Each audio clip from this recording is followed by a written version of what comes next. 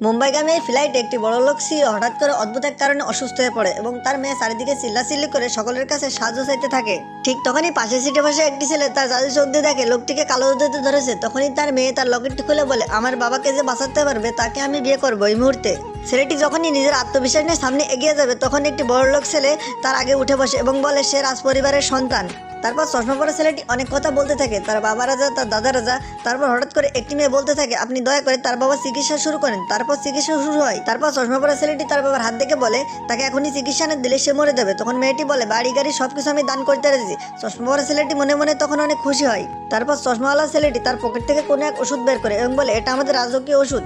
এসব শুনে পাশের ছেলেটি হাসতে হাসতে বলে, এই ওষুধটি যদি তার বাবাকে খাওয়ানো হয় এবং তার মৃত্যু কনফার্ম তখনই। মেয়েটি এসব শুনে অনেক অবাক হয়ে যায় এবং ভয় পায়। তারপর চশমাওয়ালা ছেলেটি বলে, এটা তো একটা ভিখারি, এ চিকিৎসা সম্পর্কে কিভাবে এত কিছু জানবে?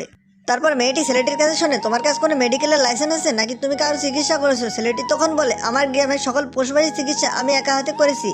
মেয়েটি এসব শুনে অনেক বিরক্ত হয়ে যায় এবং ছেলেটিকে বলে, তুমি কি আমার বাবাকে পশু পাখির সাথে তুলনা করছো? ছেলেটি তখন বলে, তোমার বাবাকে কেউ যদি বাঁচাতে পারে সেটা একমাত্র আমি ছাড়া তোমার বাবাকে কেউই বাঁচাতে পারবে না। কিন্তু মেয়েটি তার কোনো কথা বিশ্বাস করে না, তাকে বলে তুমি একজন ভুয়া।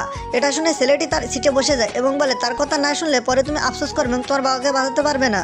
ঠিক তখনই সিওটি আরও অনেক অসুস্থ হতে থাকে। কোনো উপায় না পেয়ে সে চশমাওয়ালার ওষুধটি তাকে খাওয়ায় এবং কিছুক্ষণ পরে সে সুস্থ হতে শুরু করে। চশমাওয়ালা তখন বলে, দেখো আমার ওষুধের কামাল দেখো।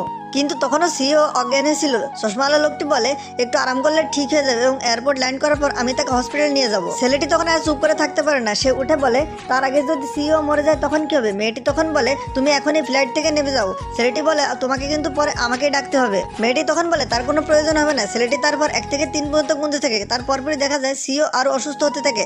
চশমাওয়ালার কাছে তখন কোনো অপশন ছিল না, সে কিছু বলতে পারে না। কিন্তু চশমাওয়ালা তখনও ছেলেটি দই দিতে থাকে, বলে তার জন্য সব এসে। ছেলেটি তখন বলে, তোমার ওষুধ খাওয়ার ফলে সিওর এই অবস্থা। চশমাওয়ালা তখন নিজের ওষুধ সম্পর্কে দেখে তার এত পুরনো ওষুধ কেন কাজ করছে না। ছেলেটি তখন সবাইকে সব সত্যি কথা বলে দেয় এবং বলে, এটা ছোট বাচ্চাদের ওষুধ, এতে সিওর কোনো কাজ হবে না। মেয়েটি তখন অনেক রেগে যায় কিন্তু কিছু বলতে পারে না। মেয়েটির কাছে তখন আর কোনো অপশন ছিল না, সে ঘুরে ফিরে সেই ছেলেটির কাছেই তার বাবার চিকিৎসার জন্য হাত পায়ে জড়িয়ে ধরে। তখন ছেলেটি তার গোল্ডেন সুই বের করে চিকিৎসা। তো বন্ধুরা, পরের বার পেটে চাইলে চ্যানেলটি সাবস্ক্রাইব করে সাথে থাকো।